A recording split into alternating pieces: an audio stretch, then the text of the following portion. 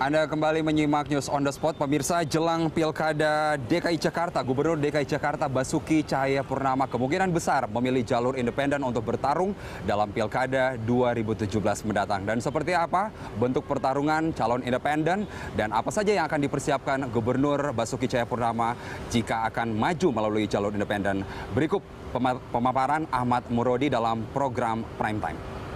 Berbicara tentang persaingan menuju DKI 1, tentu saja yang pertama kita harus membahas dulu kandidat-kandidatnya. Kita akan mulai dari Basuki Cahayapurnama dulu, yang memang masih sangat mungkin untuk via jalur partai politik ataupun jalur independen ya. Memang kita tahu Ahok ini sudah memberikan semacam syarat kepada teman Ahok. Ada beberapa, diantaranya adalah segera mencetak formulir dukungan begitu dengan nama calon wakil gubernur, yaitu Heru Budi Hartono. Karena kan sebelumnya memang yang dikeluarkan oleh teman Ahok adalah Ahoknya sendiri, tapi belum ada calon wakil gubernurnya begitu. Jadi dengan ini kemudian juga harus diverifikasi ulang kepada seluruh orang yang sudah memberikan sudah memberikan formulir dukungannya, fotokopi KTP-nya 700.000 harus sudah disosialisasikan bahwa Ahok akan berpasangan dengan Heru Budi Hartono. Dan kemudian bukan hanya 700.000 sebetulnya, tapi targetnya adalah 1 juta fotokopi KTP begitu, dan ditargetkan sampai Juni 2016 mendatang. Kita pindah ke bakal cagup selanjutnya, yaitu Yusril Iza Mahendra. Ini juga sama seperti Ahok,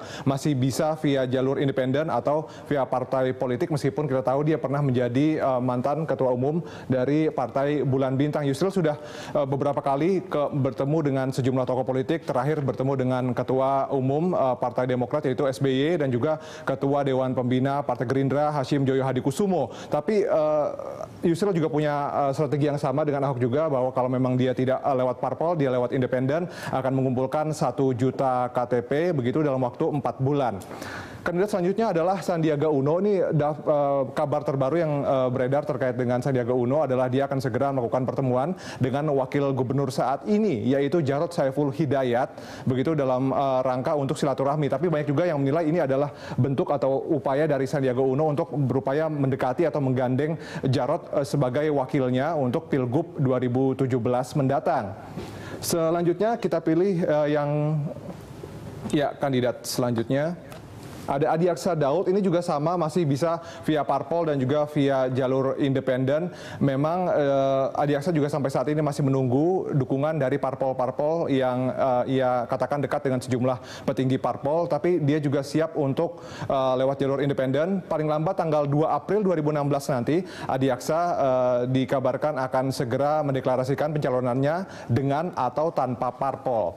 Selanjutnya ada Muhammad Idrus yang merupakan pengusaha dan juga kader dari PKS. Ini kalau Anda sudah simak di beberapa media sosial beberapa hari terakhir begitu, sudah ada tagarnya atau hashtagnya Jakarta Keren, dan kemudian juga sudah beredar posternya di mana dia kemungkinan akan mengusung artis Inneke Koesherawati sebagai wakil gubernur. Tapi ini juga belum dikonfirmasi oleh PKS. Bicara soal PKS, tentu saja Nur Mahmudi Ismail, wali kota Depok saat ini, juga masuk bursa untuk PKS, tapi dia masih digodok namanya, masih harus bersaing dengan sejumlah nama tokoh-tokoh dari PKS seperti Hidayat Nur Wahid, kemudian ada Triwi Saksana, kemudian ada juga nama Anies Mata, ada Suswono, dan juga terakhir Tifatul Sembiring.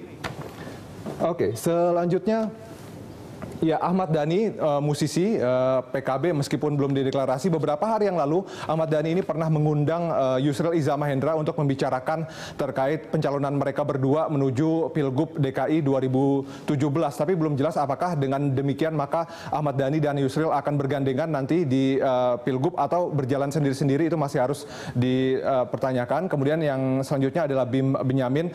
Bim Benyamin ini menjadi salah satu dari 4 calon dari Gerindra yang juga sudah dimajukan oleh Gerindra pada tanggal 27 Januari yang lalu. Selain Sandiaga Uno, ada juga M. Taufik dan juga M. Sanusi. Nah, yang terakhir adalah Abraham Lunggana yang akrab disapa Haji Lulung. Ini bahkan juga sudah menyiapkan semacam tandingan untuk teman Ahok ya, yaitu Jaringan Suka Haji Lulung, JSHL. Itu juga sudah disiapkan. Bahkan Lulung ini juga sudah menyiapkan strategi jika memang nanti P3 versi atau kubu Jan Faris tidak bisa ikut Pilgub, maka maka dia siap untuk menempuh jalur independen. Itu adalah 9 bakal cagup DKI Jakarta, ada yang sudah dideklarasi, ada yang belum.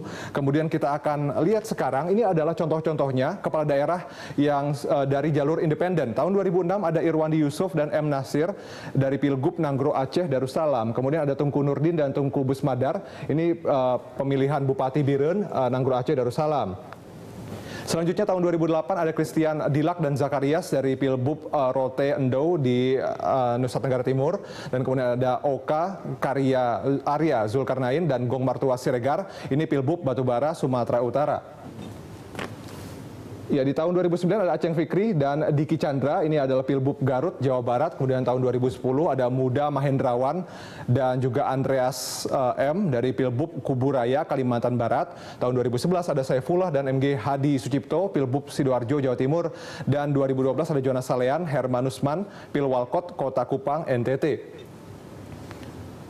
Ya, di tahun lalu, tahun 2015 ada 2, yaitu Sudarsono Yul Haidir, Pilbub Seruyan, Kalimantan Tengah, dan Neni Murniani dan Basri Rase dari Pilwalkot, Bontang, Kalimantan Timur. Itu adalah kepala daerah dari jalur independen. Sekarang coba kita lihat dasar hukum atau landasan hukum pencalonan dari jalur independen.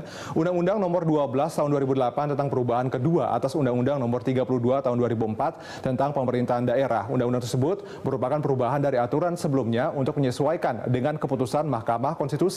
Putusan MK meringankan calon independen dalam Pilkada serentak 2017.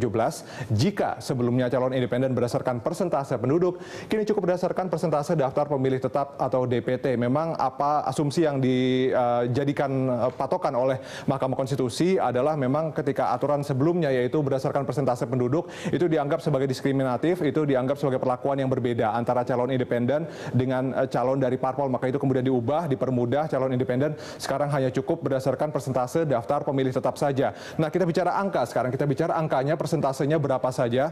Nah, memang ada peraturannya untuk sebuah daerah yang punya 0 sampai 2 juta DPT, maka diperlukan dukungan atau fotokopi KTP 10% dari jumlah itu. Tapi kemudian ketika sebuah daerah itu punya 2 sampai 6 juta DPT, maka diperlukan 8,5%. Tapi kalau misalnya Jakarta ini masuk dalam range yang ketiga, yaitu 6 sampai 12 juta DPT, maka perlu 7,5 dari 7 juta DPT. Itu artinya diperlukan sekitar 530.000 fotokopi KTP. Dan yang terakhir, kalau misalnya sebuah daerah itu punya 12 juta lebih DPT, maka diperlukan dukungan sebesar 6,5%. Ya, itu tadi adalah bagaimana peta kekuatan atau peta persaingan menuju pemilihan Gubernur DKI Jakarta 2017, serta juga beberapa syarat untuk menjadi calon gubernur dari